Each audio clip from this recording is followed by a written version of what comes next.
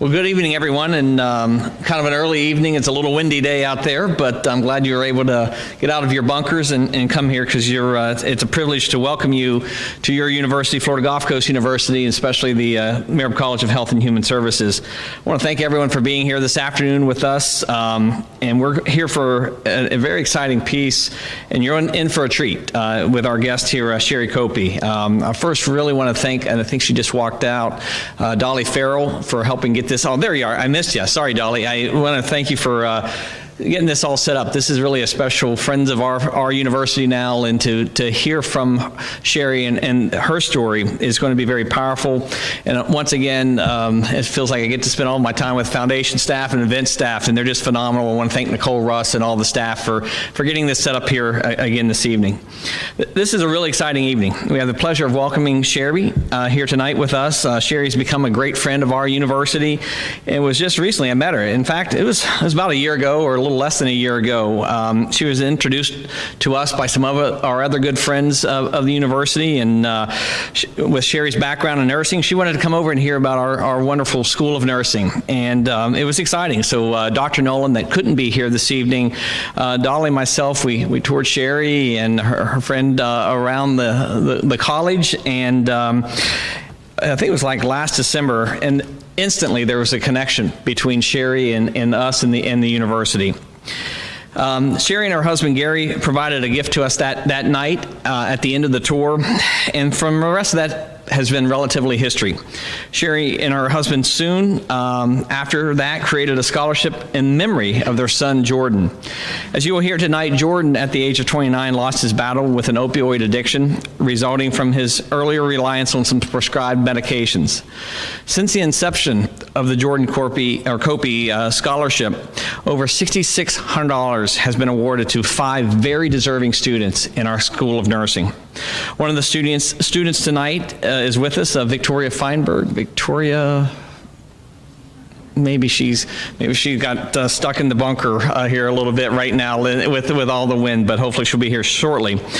As I mentioned, I really want to recognize Dr. Ann Nolan, our Chief Nursing Administrator as well.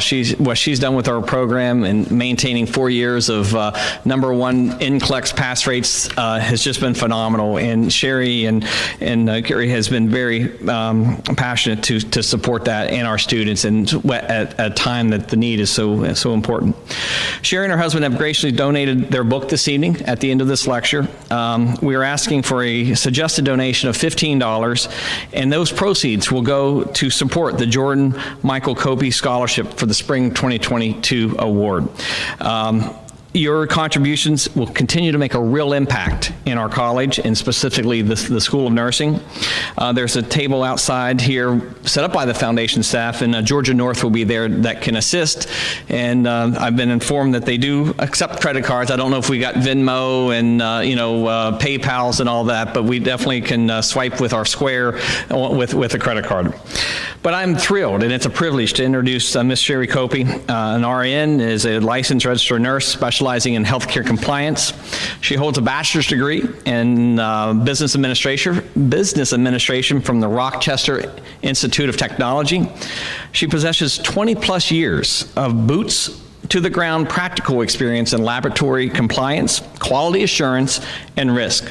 Her strength is to create a laboratory compliance program for multi-million-dollar healthcare organizations. Currently, Cheri serves as the Director of Compliance and Privacy for BioReference Laboratories. BioReference is one of the largest COVID testing sites in the U.S. Prior to that, she had worked for Neogenomics for close to a decade as their compliance officer, and then as Director of Compliance and Regulatory Affairs. But most importantly, as you will hear through tonight's talk, she is a devoted wife, a mother to 3 sons, and a grandmother. So Cheri, it is my pleasure to welcome you here, and we are just in for a treat. So come on up here and let me get out of the way.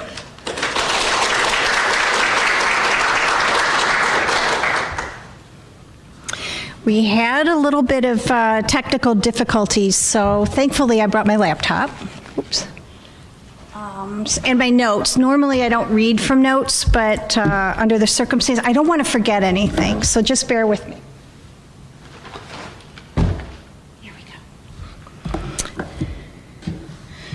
Thank you for FGCU for inviting me. I love to talk about this topic.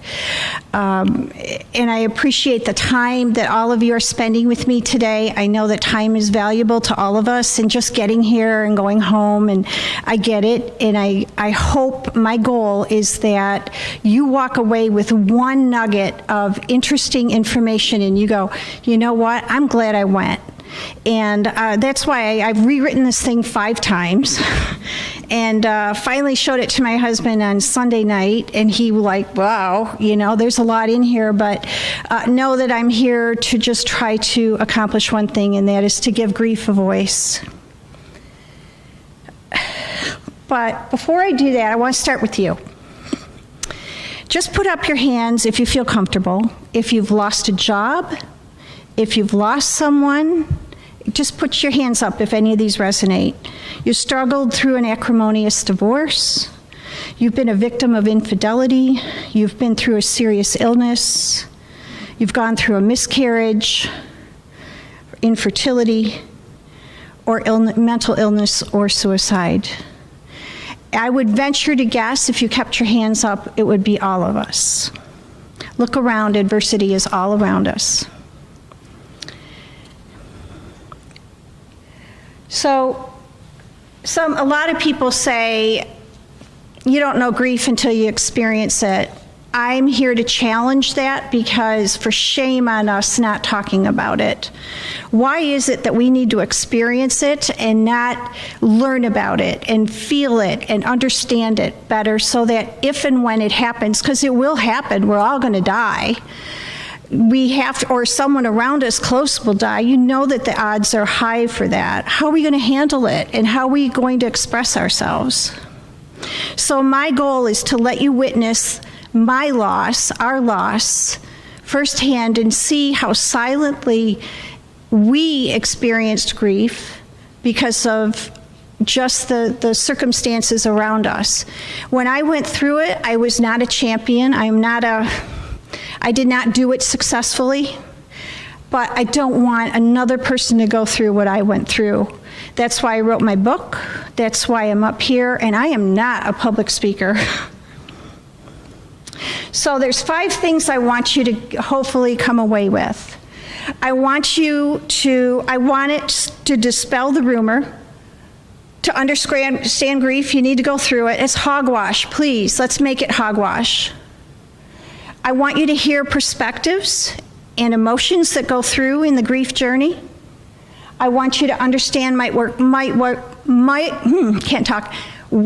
work better. And when you approach someone that is grieving, there's certain ways to say something. There's certain things you probably shouldn't say. It all comes from a good place. I get it. But sometimes you coil them backwards instead of forwards. So hopefully you might learn something here. Identify proactive ways to conduct a difficult, loving conversation. That's tough. Not many people wanted to talk to me after this. And the brave ones did, and I will be forever grateful. And then the last and most important is to go into the pain. And you'll learn how we did that. My book, who I am, I'm a wife of 43 years. 3 of them were happy. Married to a guy that's my direct opposite, which is, I attribute to the fact that that's why we're successful. I couldn't imagine not being on this journey with him. I am a mom of 3 sons. I am a grandma to one, he's 9 years old now, and he's a spitting image of his dad, who is Jordan. And I love working. I love to contribute to society. I hate public speaking, and I'm here. Family was always number 1 for me. And I used to sell stocks at Merrill Lynch for a brief time, and I got out of it. It was not family oriented, and I backed out. Took a break. My dad at the time said, go into nursing. I was like, pfft. He says, you'll like it. So I went into nursing, got another bachelor's quickly, turned into a nurse, and I did. And it allowed me to be a mom first and a wife first. I worked in the hospital, I worked in the community, emergency rooms, quality programs. I do not know how I ended up with laboratory compliance because I hated that rotation. But I've been there, and I ended up down here for neogenomics. They recruited me, and I was their compliance officer. And I loved the job. I would not be here without my husband. He's my rock. His motto, and it's going on his tombstone, not that I'm going to bury him, he's going to be cremated, but it will go somewhere around his tombstone. Everyone has a backstory. I'm here to share ours. He saved my life literally. I saved his a little bit later because he had a heart attack, but he is the best person, and I thank you. There are 3 words why I'm here, and that is this lovely guy, Jordan Michael Copie. He was a decorated paramedic who tragically lost his life on Christmas Eve, 2014. He was just 29, married, Caden was 2, avid golfer, loved to golf, and a contagious sense of humor. He had crystal blue eyes you would never forget. And of all 3 sons, he's the one who got me. I would answer the phone and he would go, "What's wrong, Mom?" He was intelligent, he was incredible, and he was complicated. This is also the face of a heroin addict. He was a silent addict that we didn't know about. Like a stone thrown into a pond, the ripples were exponential when he passed. He accidentally overdosed on narcotics after becoming injured on the job. A gurney fell on his back. He was in pain management for about a year. He was on those OxyContin and everything. They were weaning him, and he couldn't do it. He couldn't come off. He went to the street, got the drugs. And so when you hear about people who die of overdoses, before Jordan passed, I thought they were people living under a bridge, homeless, and I was so ignorant. This is the face of a heroin addict. We didn't know. When you go through a loss of any type, it's not the loss per se, it's the loss of the life you had prior. That is key for anyone who's working with people who are experiencing loss. Granted, they miss that person, but their life has been rocked and shifted, and the family that we had once before vanished in a heartbeat. It was up to each of us in our family as individuals to reinvent our lives. We could wallow in utter pain, and I'm going to tell you that is the natural course of events. You just want to crawl into a ball, never get out of bed, eat yourself into oblivion, do whatever, be angry, be sour, identify yourself. "Hi, I'm Cheri, I lost my son." That's the natural progression. Or you can decide to pull yourself up, like my oldest said to me once, "Pull yourself up, Mom, we need you." It's harder to do, but if we rally around these people to do it, they can dig themselves out. We all know the normal progression of grief. Death after a long illness, you kind of suspect it. A friend of a friend might die. A pet that you've had for years might die. Grandparents, anybody. We all experience that daily, and we get through it.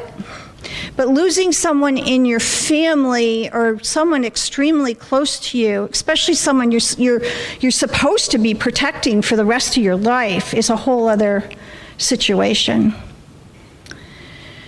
There's 5 stages of grief, as we all know as professionals, that Elizabeth Kubler-Ross put down, and all the therapists were saying, "Oh, Cheri, you got to follow the 5 stages." I didn't. I didn't go through anger. I still have it 6 years later. And oddly enough, her 5 stages were developed for people who were dying, not for those that were grieving. That's a big thing for me to understand, because it wasn't meshing with what I was going through immediately thereafter. There's a 6th stage that I was kind of stuck in, and when I read David Kessler's 6 stages, it was meaning. Because frankly, I was obsessed with knowing, why did this happen to our family? And I remember Gary saying at the table, why should it happen to anybody else? Why are we special? Why are you saying that? Well, we're good people. Maybe it should happen to bad people. Cheri, come on, really? Why should it happen to anybody? But I was obsessed with the word why. So meaning to me was big. If you're working with someone grieving, that's what they're striving for. They're trying to figure out why. Why did this happen? 2014 was a banner year for me. I was compliance officer for that beautiful building over off of 75, Neogenomics. I was one of the top 6 people there. My career was unbelievable, working with people that were fabulous and brilliant. And I kept thinking, they're going to know I'm not that smart. But they kept me around for 10 years. I had job security. I had friends.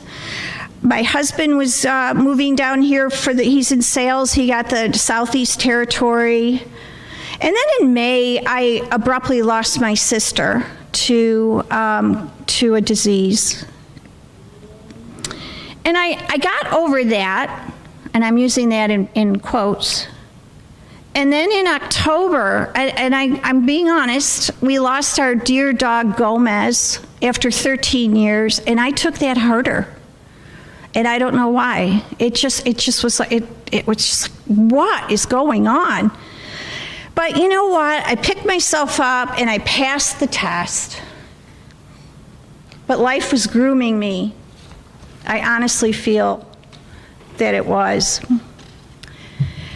It was Christmas Eve, 2014.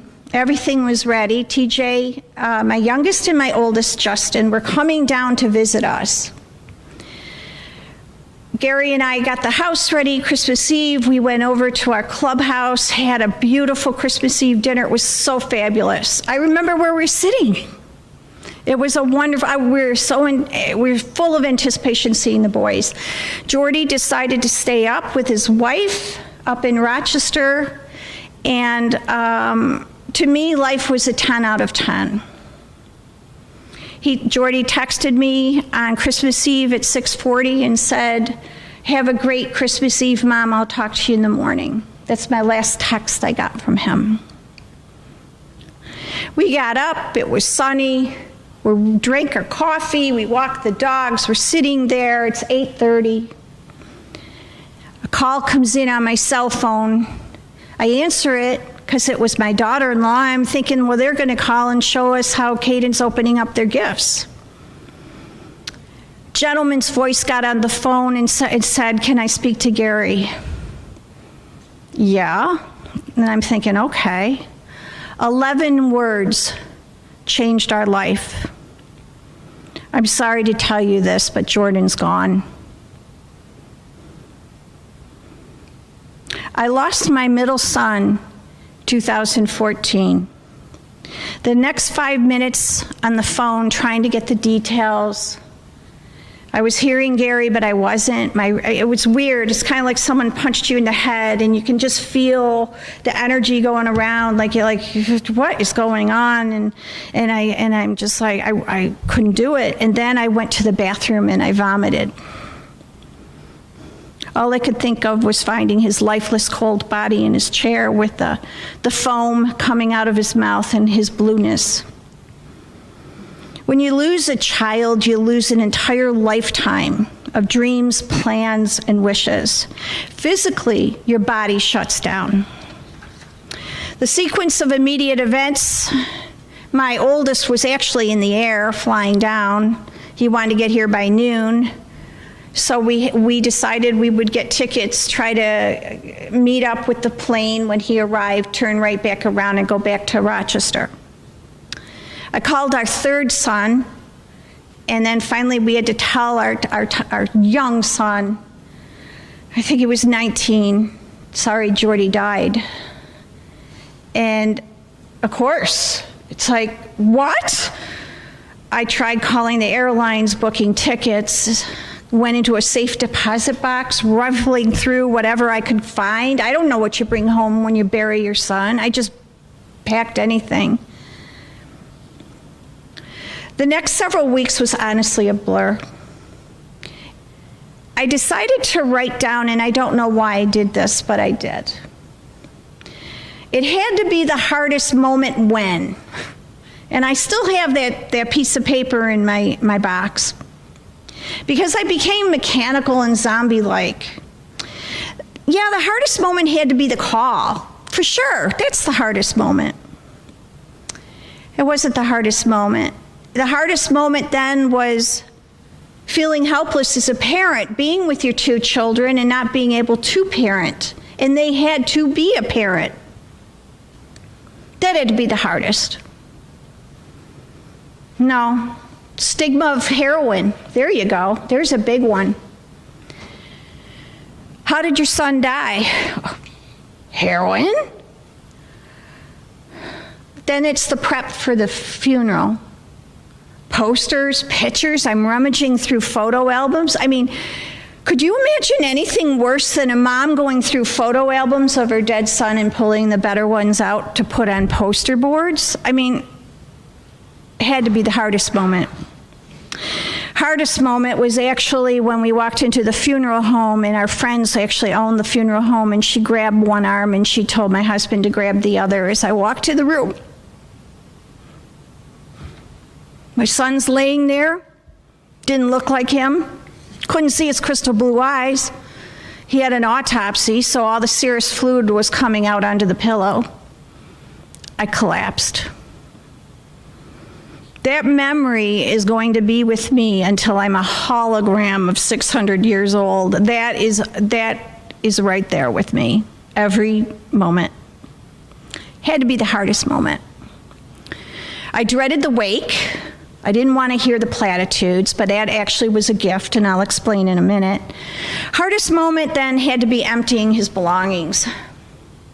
His smell, what he had, all the little notes and things, getting rid of him, getting away at a sale. I mean, really? We're going to do this? But the hardest moment was actually, and I need you guys to remember this as professionals, when your people get the autopsy, and if they have any sense of intelligence to read it, hardest moment. I opened it up. I thought we were getting a bill from the medical examiner's office, never thinking it would come in the mail. As a nurse, I read everything. Autopsies, you know what they do. And as a mom, that won the prize. But then it's the wake. The wake was a gift. And I tell people that when Gary and I work with people who've gone through loss, and we work with quite a few, it is amazing experience. We had a 360-degree view of our child. We got in that car leaving the funeral home together, and I go, who was Jordan?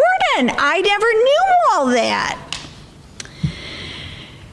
So Jordan apparently picked up this lady on one of his pickups. She was scared to death. He tried to calm her down. He said to her, what would calm you? What's your favorite movie? Batman.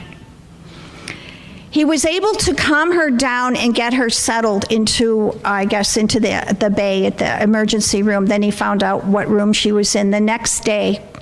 Jordy's 6'3", about 6'3", big guy. Somehow, Jordy rented a Batman costume. I'm sure I would have paid to have seen this.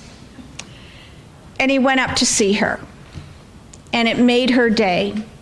Apparently, Jordan did that a lot. Not Batman, but he would always check in on his patients. That was before, I guess, HIPAA or whatever, but he did it with the purest of intentions. The wake actually was awesome because we got to see people who wanted to help us and care for us, and there was a definite group difference. We had a large network of friends, and we had a small network from that network that just came through crying. Those are the people that are with us today. They had no words. You had a larger group of, if there's anything you can do, we can do, just let us know. Don't say that. Just say, I'm bringing over Pasta Tuesday. If you don't want it, throw it out. It's going to be there for you. That's what you need to do. We're not going to ask for help. We're numb. And then there's the other one, like, what happened?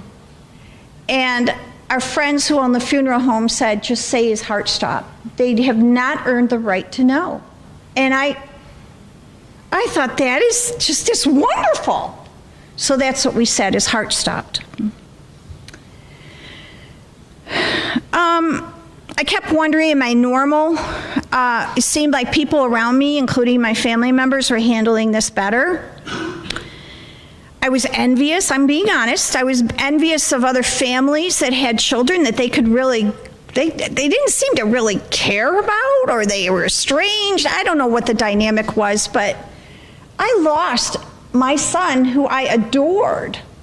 And these people, they get to keep him. How is that? I had to go through quite a bit of processing for all of this, and I'm just being honest. That is what someone thinks. I felt isolated, lost, and broken. I returned to work, and I was the China doll. Nobody treated me the same. They didn't want to bring it up because they thought they'd remind me. Are you kidding me, really? No one asked me. They were just like, leave her alone. She'll be all right. Just let her alone. It was so awkward. And I wanted to scream at them, I'm fine, please. I came here because you're my friends. I need the camaraderie. I need you. But it didn't work out that way. It was pure avoidance. Then it became the first family dinners, the holidays, the birthdays, family trips we'd always take together. It was a new routine.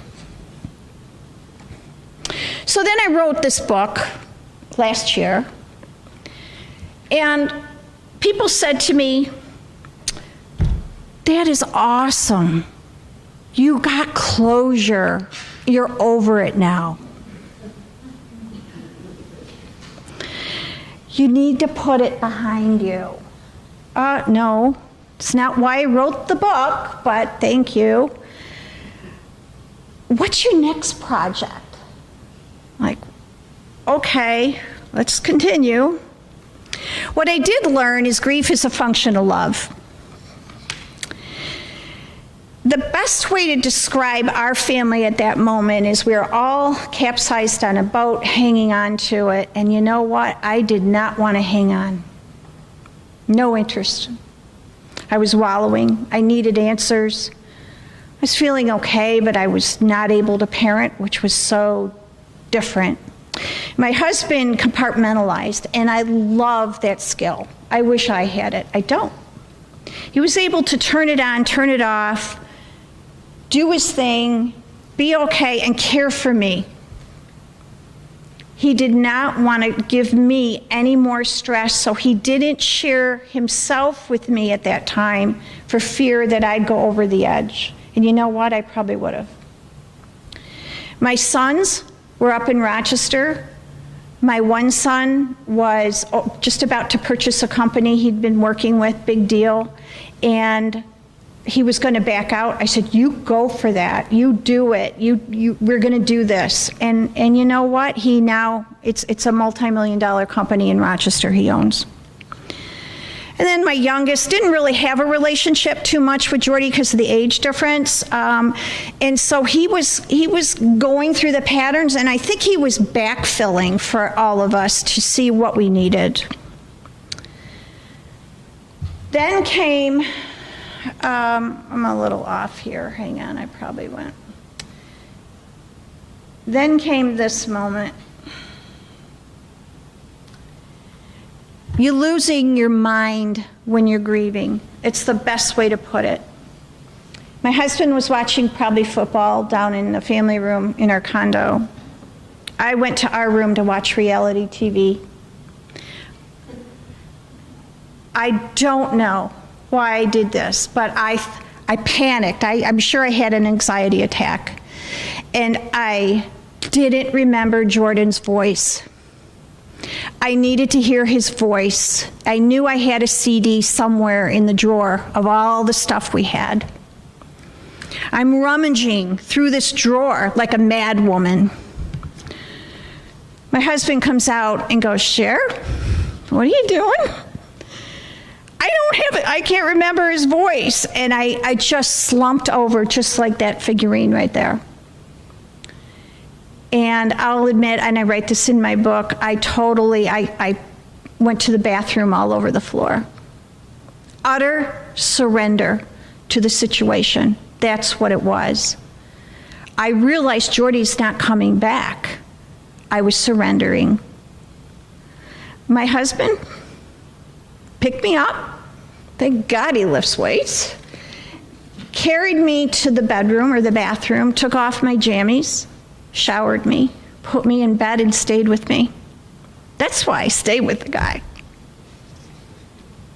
Utter surrender. I would look for that with your patients.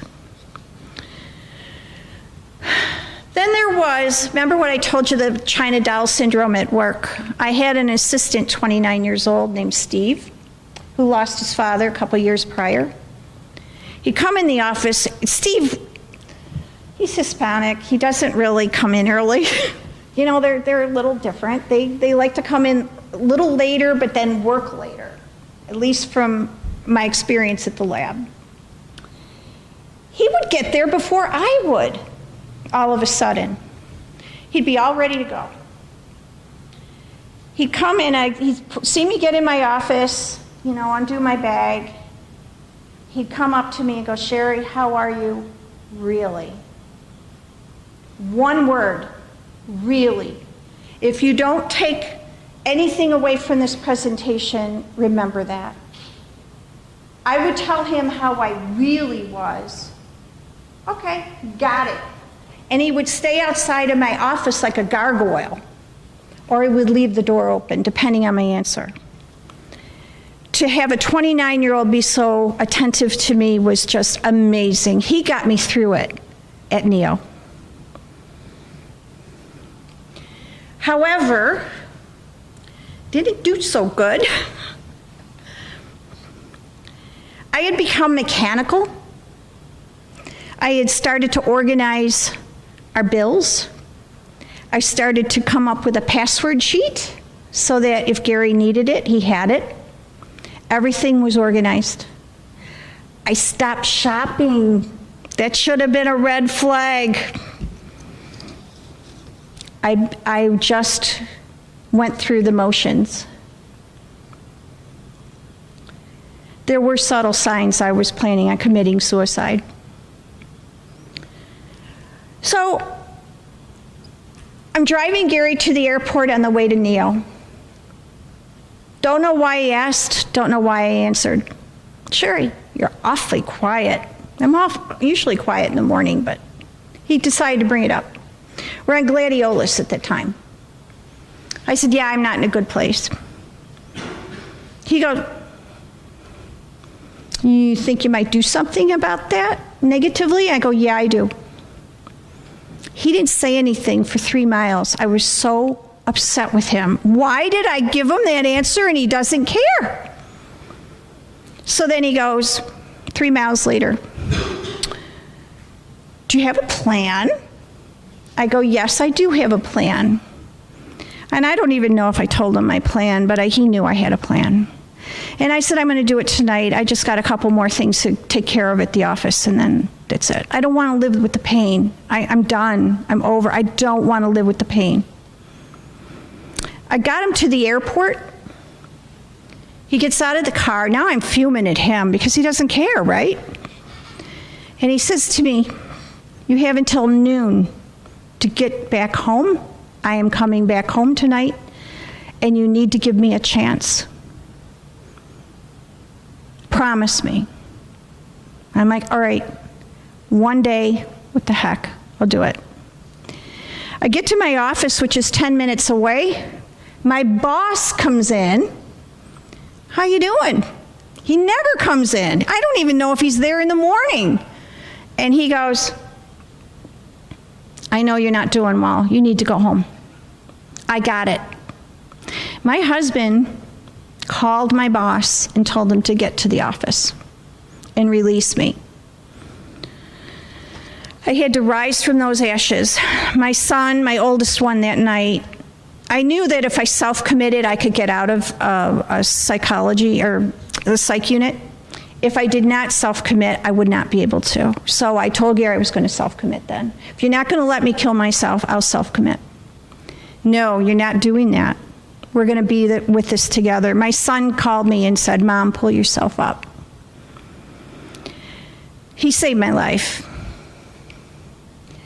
He did not leave my side. We worked through it. We put a plan together. He said, just give me more time. We're going to fix this. I can't stress to you enough how I fell into a lot of these signs and symptoms of people thinking they're going to do suicide. They won't bring it up unless you ask, obviously. I think you just need to really ask those tough questions. So then there's these other thing, it's called disenfranchised grief. We could not talk about Jordy's death because it was heroin. And you know all the news with Brian Laundrie's parents, they can't even bury their son. It's disenfranchised grief. I know there's a lot of opinions out there, I get it. Those parents lost their son. And it's disenfranchised. They can't publicly grieve. And I feel bad about that. Anyone with suicide, death, any of those. Ours was the overdose. Then there's anticipatory grief, as you know. Those are the ones we have. You know, my father had a long, arduous heart condition, and I remember sitting at his office years ago, and he knew he was dying in the next couple of weeks, and he went over the bills with me. And I didn't want to go over it, but I was the only one who could handle it. And, you know, I'm grateful that he had the courage to talk to me about that and be able to continue. But the anticipatory grief was horrible because when it did happen, I think it was a gift because I wasn't that bad when he died because I expected it, but I don't know. I didn't. It was not a shock. We have an 18-year-old dog at home right now who has seizures, multiple seizures during the day. We know he's going to die. But we keep going. We keep going. And I think when Cohiba finally passes, it'll be okay. So I see that as being kind of a gift in a way. Worst question. How did he die? Believe me, people ask like that. And I can't reiterate, do not disclose the story unless they earn the right to know. And we've lived by that. That was our mantra in our family, and we hold to that. And the other mantra is, just because they ask doesn't mean we need to answer. These are great lessons I wish someone had told me. I had to find out stumbling through. The other terrible question people ask is, how many children do you have? Oh, I hate that. Hate it when they ask us that. One time in 6 years, I did say I had 2 sons, and boy, did I feel horrible saying that. I felt like Judas. So now I say I have one that's 39, one that would have been 36, and I have a 29-year-old. People don't really listen to your answer anyways. And I don't think to this day anyone would have been, what's the deal? But then you go back to the first question, which have they earned the right? This summer we went up to, let me switch this. I went up to Rochester for several months, and we had a neighbor that I really kind of don't know. Cheri, I gotta ask you something. And I'm on the street with my dogs. I didn't know you had a son that died. And I'm like, holy geez, okay. okay, yeah, it's like, what do I say to this? Yeah, I did, and we're doing well. And then she goes, what happened? Well, we're at a point in our lives now, Gary and I, that we openly say it's from narcotics because it needs to be out there. So I said that. You didn't know? That's like hitting the grief thing or the guilt thing. Because inwardly, I feel so guilty I didn't know. And she asked me that twice during the conversation. But you know what? It's developed myself and I believe my husband into more diplomatic people. Because the old me would have said, what are you, get away from me. But I didn't. I handle it with grace. It turns out her son has some kind of a disorder.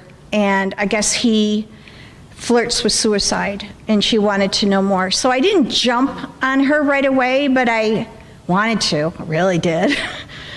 And then I always say to myself, I did the best job I could given what I knew. And that gets me through it. And I honestly hold that, no regrets. Regrief happens a lot with kids especially as they go through their transitional years, but it also happens with deep loss. This past August would have been Jordy's birthday. It was a normal Saturday. It was just Gary and myself at the house up north, and we decided to cook some steaks out and just have a quiet day. And he said to me, what's wrong? And I go, I'm not doing well. Here we go again. And he goes, talk to me. And I said, what gives me the right to speak at FGCU? This is really God truth. What gives me the right to speak like I'm the expert at FGCU if I feel this way now? I'm a blubbering idiot right now because I miss him so much. And you know what he said? You're real. You're authentic. You need to get that out. There's no timeline with grief. Everyone at work expected me to get over it. I had 3 days of bereavement. That's nice. It never ends. It never leaves. You're not going to remind us. And then you hear the platitudes up and down, but you get better at handling them. I expect them now. I've heard them all. Everything happens for a reason. He's in a better place. You're part of a club. I even got a medal mailed to me because I was part of the club. I don't know what I'm going to do with it, but I thought it was a nice gesture. Whatever. I understand. I lost my grandma. Okay. I couldn't handle it, so I'm glad it wasn't me. Well, did I sign up for this grief train? I don't think so. And then you'll get life goes on. Yeah, it does. It does.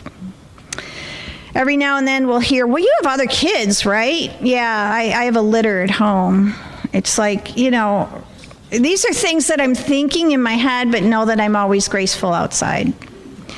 But they are out there. And I would just refrain from trying to say that, or if you hear people say that, intervene and jump right in. They're not helpful. Redefining friendships and all that. I'm not the same person as I was prior to Jordan. Gary's not. My surviving children are not. But we are better human beings. We live for the moment. We're tighter. There is nothing you could do to me right now that could hurt me more. And do you know what a blessing that is in life? I'm fearless. My husband's fearless. My kids are fearless. There is one thing that parents go through. If they lose a child, they get nervous that you're going to lose another one. So I forbid my oldest from taking flying lessons till I was dead or I had dementia, one of the two. He could take the pick. Not logical probably, but that's me, and that's my package. Friends shift. They don't like to talk about it. They don't want anything to do with it. Workplace is a workplace. I don't think it's fair to expect more than a workplace reaction. I left Neo purposely because I was sitting at a boardroom table and they're arguing over stupid stuff, and I'm thinking, this is ridiculous. Why are we arguing over that? I didn't say it, but it just wasn't for me anymore, and I took a break for a few years. My daughter-in-law, she actually got remarried this past summer, and she's moved on, and that's fine. And I still get to see my grandson, which is fine. And I hold no ill will at all with her. She's been wonderful. But it all changes, and nothing is permanent.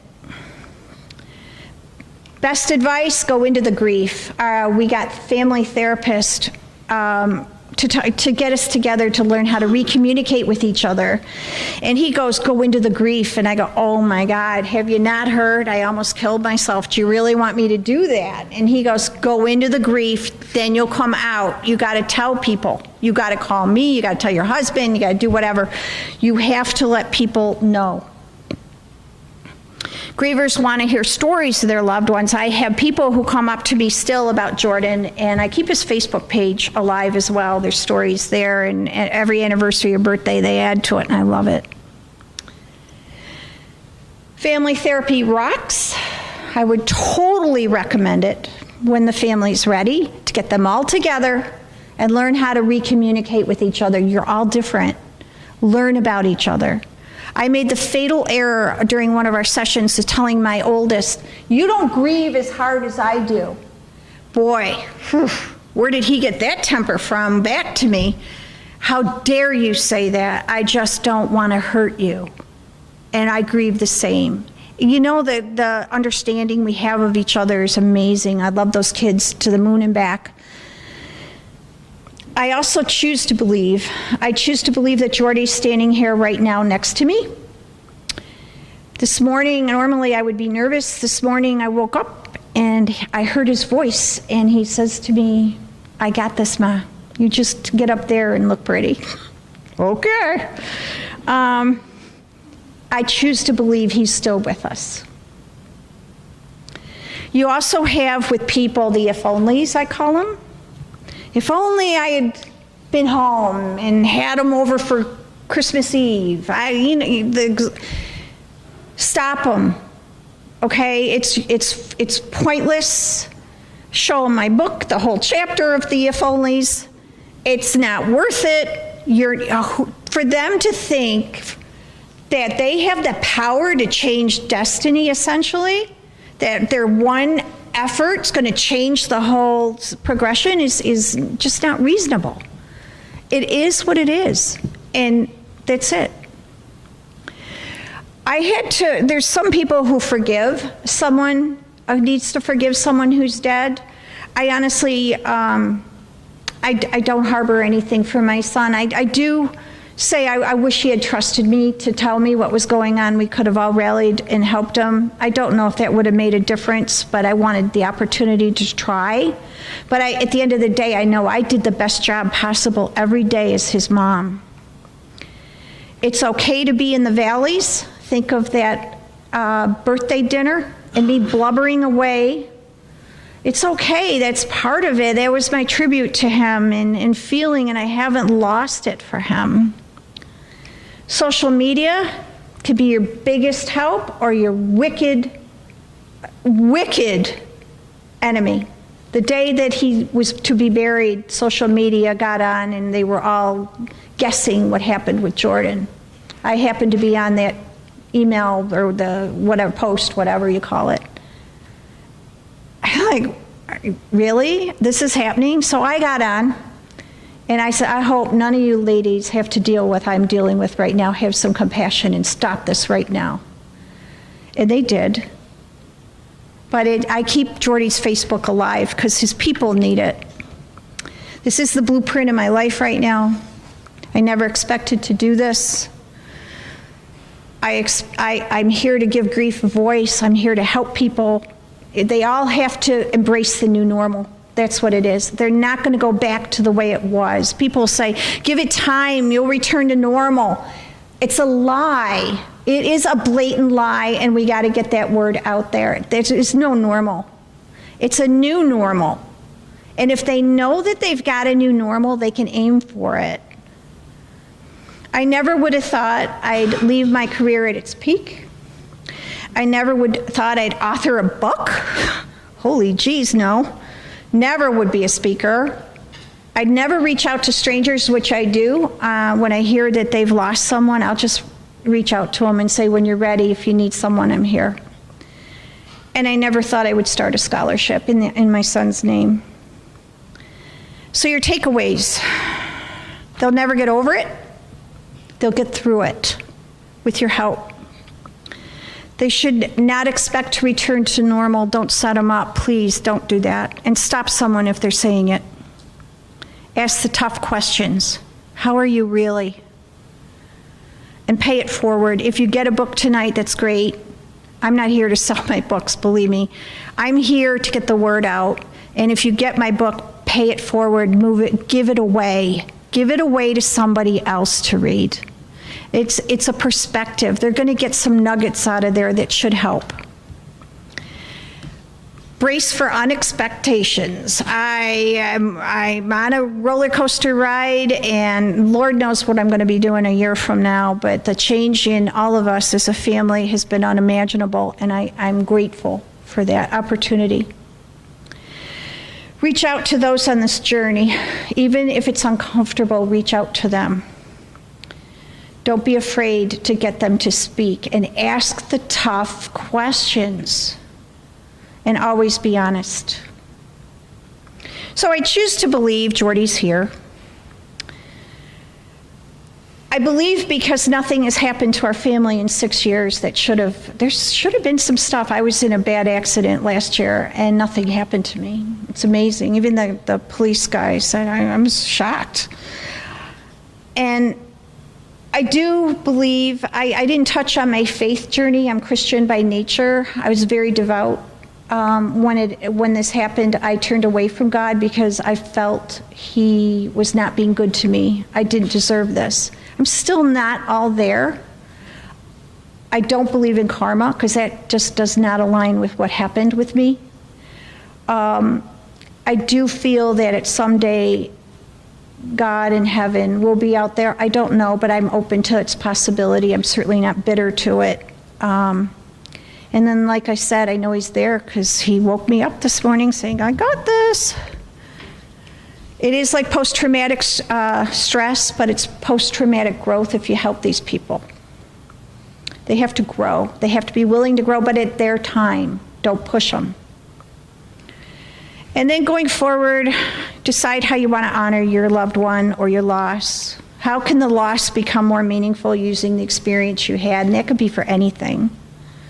Talk about them. And grief isn't fatal, it's just chronic. My grief journey makes us all human. Saying nothing is a terrible thing. Those people that never said anything to me, how terrible you were to us. The people that tried, although so awkward, God bless you that you did that. Reach out, have the honest conversations.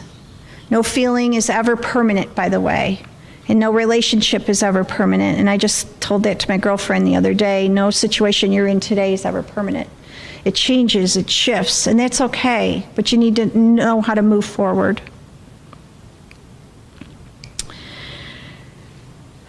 So, grief resources in the area, I did some hunting. There's a lot of stuff out there. I think you gotta just kind of search and see what your audience is or who you resonate with and go for it. There are a lot of Facebook groups I noticed, and they're not bad. So if you look up Facebook groups on grief, you'll find something very targeted. So today, my family, we live in the sunshine of Jordan. We set up the scholarship in his honor because it's his way of continuing, if that makes sense. I believe in the school. I believe in their mission. I know Jordy wasn't a nurse, but he was definitely in medicine and he would be immensely proud. So this to us was our last act of love for our son. Books are available. I'm not here to sell them, though. We donated them, so whatever. I want you to pass them on to someone who can use it. You don't, and by the way, you don't make money writing books, and that's fine. It's a lot of work, too. But it's on Barnes & Noble, Amazon, but if you just can't afford it, reach out to me. I mean, I've got a bunch. We just got to get the word out. And I want to say thank you for listening to me rant and rave here. If you have any questions, I'd be glad to answer. I'm fine if you don't. But I'm here to help you guys nurture the people that need us out there. That's it.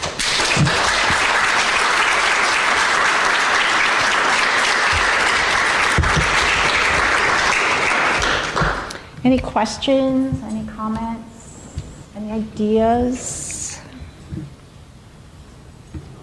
Yep.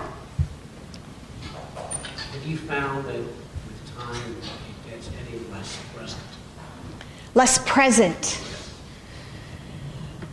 That's a great question. So for those of you on the video, the question was, do I ever find that he's less present?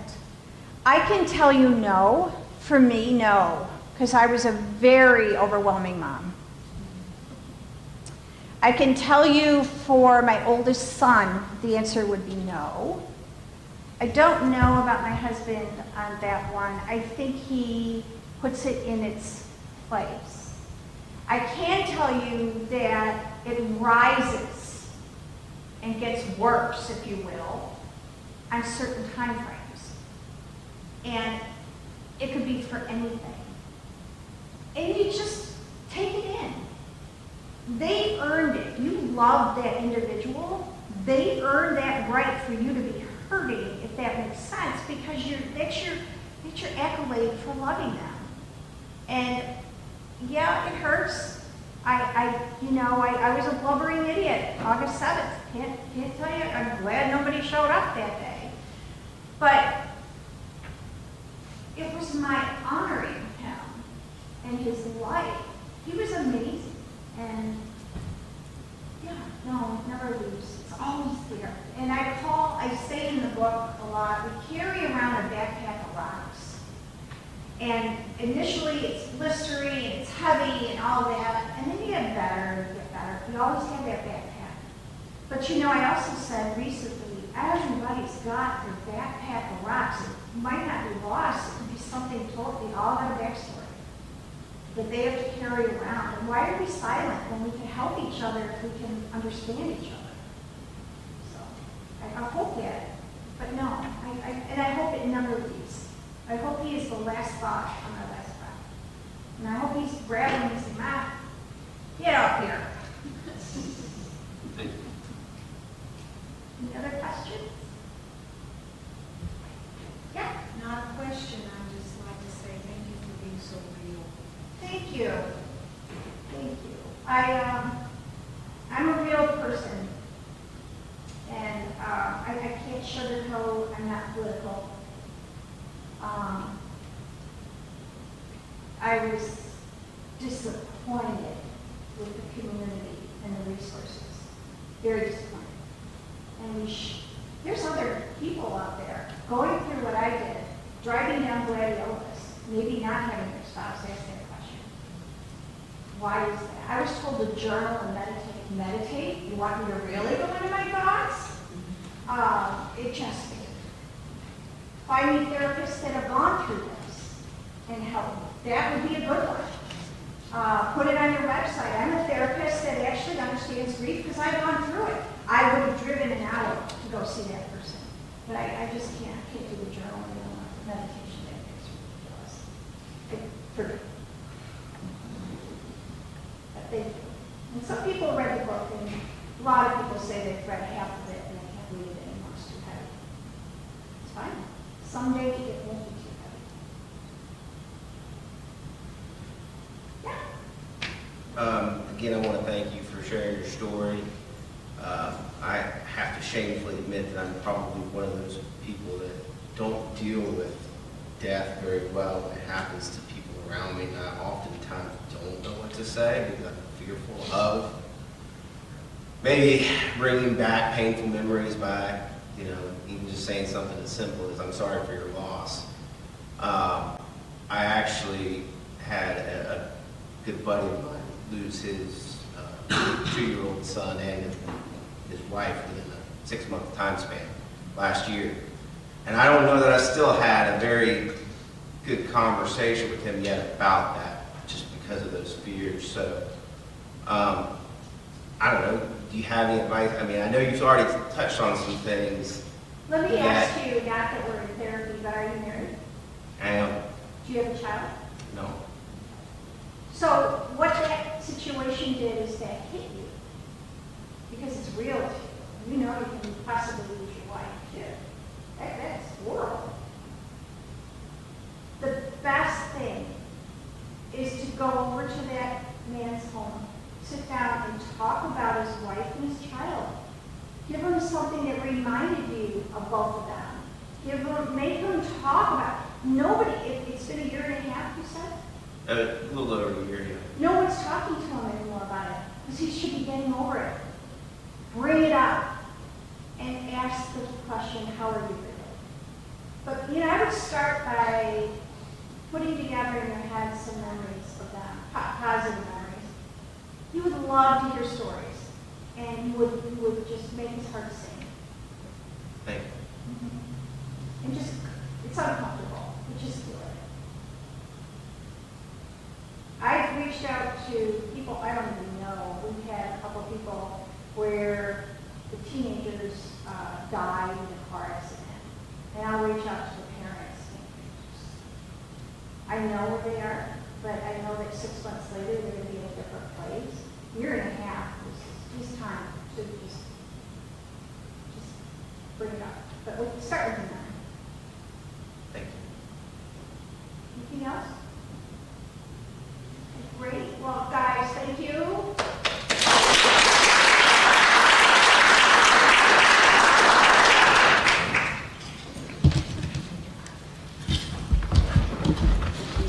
And if you buy a book, I'll sign it. I don't know if it's worth any more than that.